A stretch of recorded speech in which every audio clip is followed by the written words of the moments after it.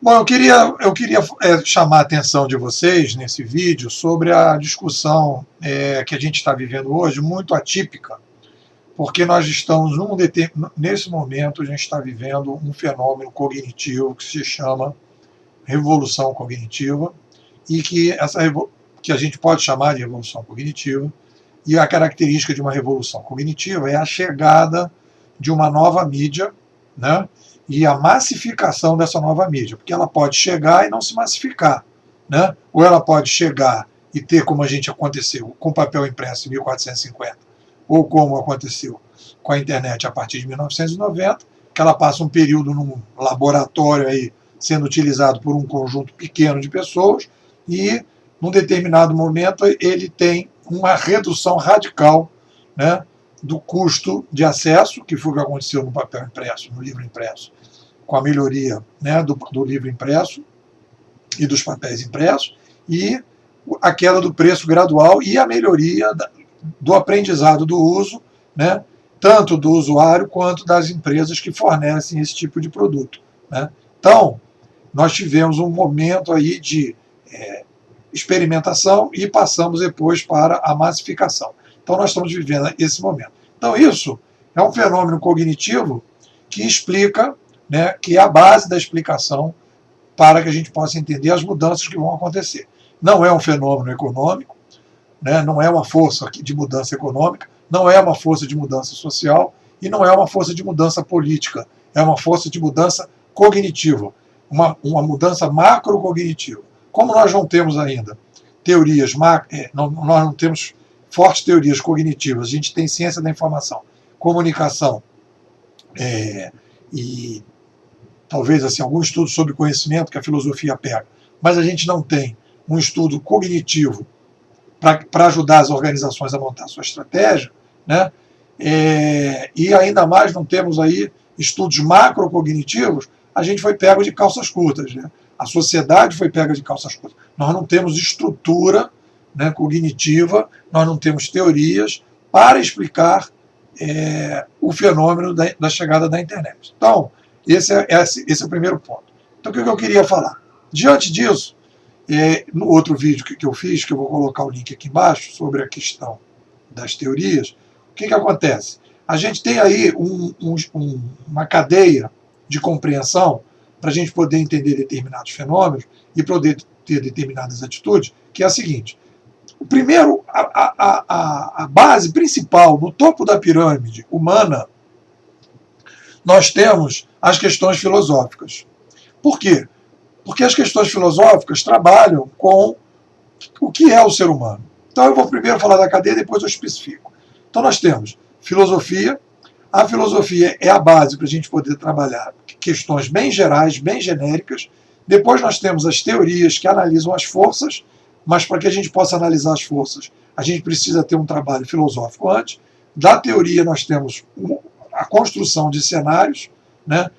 E aí você, a partir dos cenários, você define as estratégias. As estratégias definem os projetos estratégicos, os projetos estratégicos detalham esses projetos em metodologias, tecnologias e pessoas.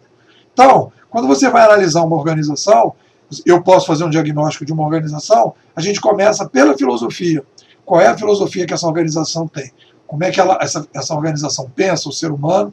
Como é que essa organização pensa a sociedade? Como é que essa organização pensa questões mais gerais? E a partir dessa visão filosófica, todo o resto é condicionado por ela. As teorias, a estratégia, os projetos estratégicos e tudo que vem por baixo. Então, quando a gente tem uma mudança desse tipo na sociedade, que é uma revolução cognitiva, um descontrole das ideias, nós abrimos uma porta, uma caixa preta, que é a caixa da rediscussão filosófica. Foi o que aconteceu na chegada do papel impresso. O papel impresso, o que ele faz? Quando ele faz esse descontrole das ideias, na sequência você tem um surto filosófico, você tem uma renascença. Por quê? Porque você abre a possibilidade de novas pessoas inserirem ideias na sociedade, novas ideias na sociedade que estavam fechadas. Eu tinha uma certa ilusão, um erro talvez, e a gente também tem esse erro, de achar que quando a gente tem o descontrole das ideias, e que todo mundo pode, vamos supor, ter mais gente podendo colaborar com ideias, a gente então tem que todo mundo é um filósofo, todo mundo é um artista, todo mundo tem talento, todo mundo pode, a partir daí, colocar suas ideias na sociedade. Né? Sim, é verdade. As ideias podem ser colocadas, mas não é todo mundo que tem talento e não é todo mundo que tem a capacidade, né, de influenciar os outros. Então são centros que vão se disseminando, pessoas que vão se espalhando, e tem pessoas que têm mais possibilidade. Isso você vê no Twitter, né, tirando as influências da mídia de massa, né, de artistas que já aparecem na televisão. A gente vai analisar os caras que não aparecem na televisão ou no YouTube, pessoas que vêm criando o seu público só através dessas novas mídias. Né? Então esse público, esse pessoal, é essa nova... são pessoas que estavam na sombra e que começam a sair da sombra para colocar e trazer ideias novas para a sociedade. Então a gente está vivendo um momento de renascença da sociedade. Então nesse momento de renascença, o que a gente vai fazer? Nós vamos começar a discutir todas as questões, e principalmente as questões filosóficas. As questões filosóficas que questionam a maneira que nós vemos as pessoas, o mundo, e a partir daí como a gente vê as organizações, como a gente vê, né, os projetos que essas organizações estão fazendo, como é que esses projetos estão se detalhando, como é que essas metodologias, pessoas e tecnologias estão sendo utilizadas dentro desse contexto geral. Então a gente começa a ter um processo de pensar como nós pensamos, pensar como nós sentimos, porque a gente está intoxicado pelo modelo atual que a mídia, quer dizer, que o ambiente cognitivo que nós temos hoje criou, porque criou as celebridades, que são celebridades praticamente fixas. Elas não são celebridades que se mudam. Muito dificilmente, no modelo passado, né, a rapidez que uma pessoa tinha alguma coisa para falar, para que tenha possibilidade de ter espaço, era muito reduzido. Por quê? Porque era muito filtrado. Hoje a gente tem essa desfiltração e essa possibilidade das pessoas fazerem. Então, diante desse quadro geral, eu queria fazer uma problematização que eu acho que é uma questão fundamental, que é a maneira como a gente olha o ser humano. A gente acha, e a gente está intoxicado, que o ser humano tem a liberdade, o livre-arbítrio de fazer o que ele quiser. Né? Empresas são pessoas. Né? A pessoa tem a liberdade. Isso a gente tem muito nos filmes americanos, né? Que aquele cara sozinho contra todo o sistema, ele tem a possibilidade, que é todo esse espírito empreendedor. E eu não vou dizer que esse espírito empreendedor e que as empresas não são feitas por pessoa. Elas também são feitas por pessoa que tem mais ou menos espaço para intervir dentro do processo.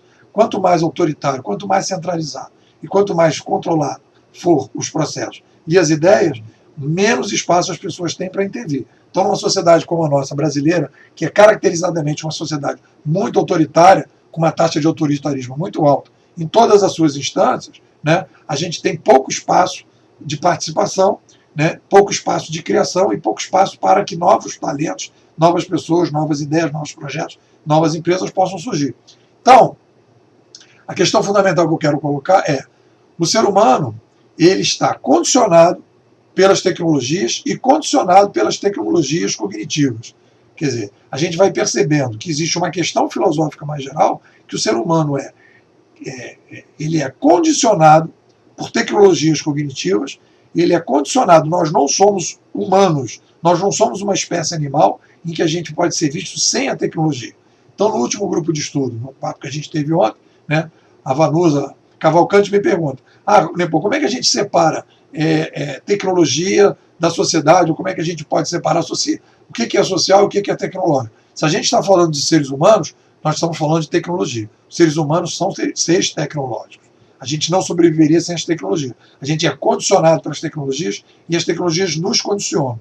Por causa disso, a gente pode analisar que, quando novas tecnologias são desenvolvidas, elas influenciam o ser humano, porque o ser humano passa a ter uma mudança, né, do seu habitat, e aí, a partir daí, ele passa a ser um novo ser humano, um ser humano condicionado pelas tecnologias. E é isso que é a grande novidade que a gente está aprendendo, que a gente tem fenômenos sociais, políticos e econômicos que influenciam o ser humano, que tem que ser estudado, e existem os fenômenos tecnológicos, de maneira geral, e tecnológicos cognitivos, que quando surgem, ele cria um novo ser humano, e esse ser humano, aos poucos, vai se desintoxicando de tudo aquilo que a gente tinha no passado e vai criando uma nova sociedade a partir dessa nova possibilidade que ele tem com aquela nova tecnologia, criando um novo modelo.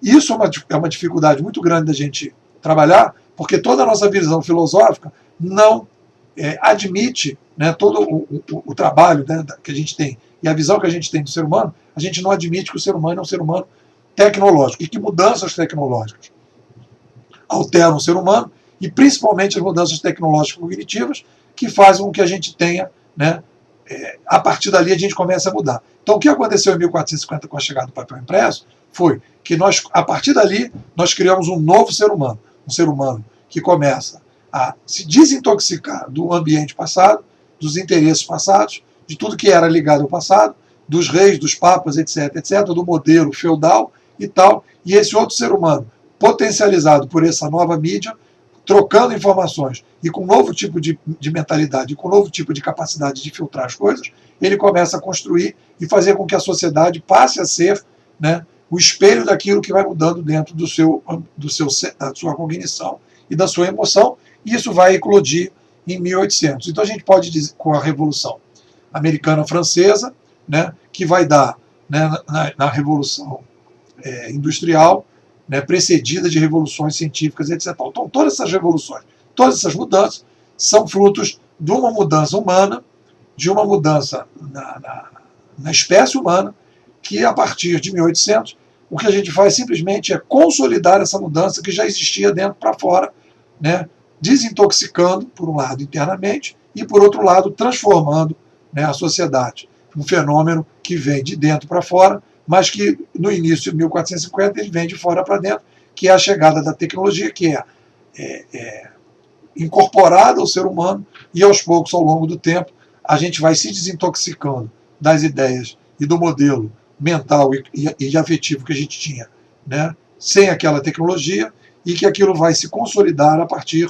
de 1800, nesse novo ambiente que nós temos, e nós estamos vivendo esse novo processo. Então a gente pode predizer que nós vamos viver agora um processo de desintoxicação, que essa renascença vai repensar tudo que a gente está pensando, vai construir um novo modelo humano, novos seres humanos que vão tentar, a partir de, já estão tentando, mas vão colocar isso ao longo do tempo, nesse processo gradual de desintoxicação, que vai construir a política, a nova escola, as novas organizações, né, a nova sociedade, que é uma sociedade que deve ser tecnologicamente, né, humana barra tecnologicamente, né, espelhada por essa nova tecnologia cognitiva e principalmente afetada com um novo modelo, condicionada pelo aumento populacional, que faz com que essas tecnologias sejam latentes, uma necessidade latente, em que a gente abraça e vai mais para frente. É uma discussão complexa, não vou esgotar isso nesse vídeo, mas já dá uma noção bastante grande,